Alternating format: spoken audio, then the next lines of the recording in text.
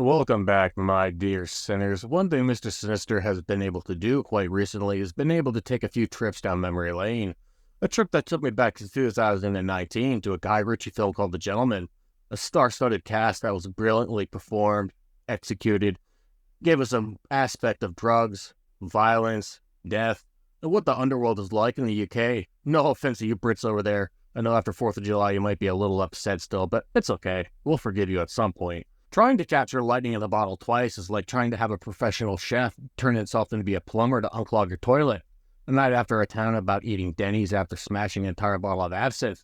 Good luck on that aspect, but it's just not going to happen. It's not going to work. The Gentleman is a movie that was brilliantly directed by Guy Ritchie, who once in a while can have a bad day at the office. But when he knows how to put in lines like this, especially for Matthew McConaughey, you're going to enjoy it. But I am emotional about the fact that someone laid their hands on my wife.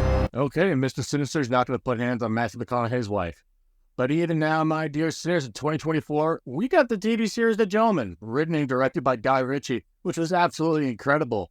So, my sinners, as always, let's have some Bible.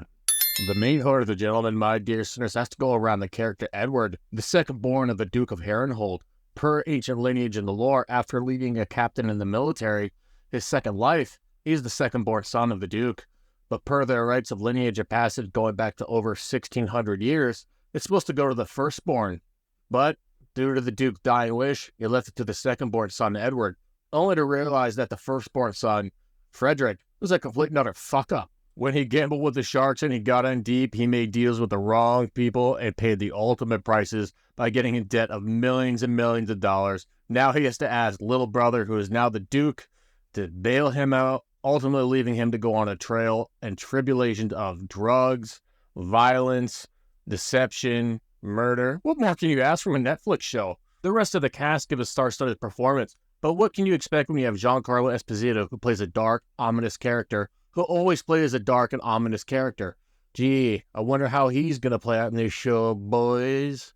It's always going to be set up as one might think, once you understand who's who and what their intentions are going to be. They're always negative. Frederick, who has to learn about being lost in line, not getting the title of Duke of Herrenhold, unlike his little brother did, made the best choices in the long run, understanding that the characters in this show are going to be coming across as deceitful, treacherous, and even deadly. Once millions of dollars are getting involved, it doesn't matter if you're royalty or not, and the show will capture this perfectly. When you have dark, ominous characters, you have to throw in Ray Winstone as well. Another one who's known for playing dark, ominous characters again, who's the father of young Susie Last, a manipulative marijuana dealer who's trying to get Edward to sell his part of the land so she can keep farming, although she has to compete with a number of other bidders and buyers.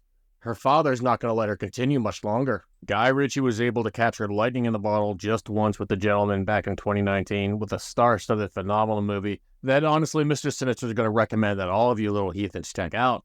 But how is it possible that Guy Ritchie can do a same movie around the same concept and not only have it good as once, but twice? Capturing lightning in a bottle twice is something that just does not happen, my dear sinners. Even with years apart, this is still able to come off as a phenomenal show. Mr. Sinister has to give this a definite recommendation to all you little heathens up there who wants to see The Gentleman. The TV series is quite exceptional. You can't ask any more about skipping lines and lineage of royalty, throwing some drugs, corruption, violence, death, destruction.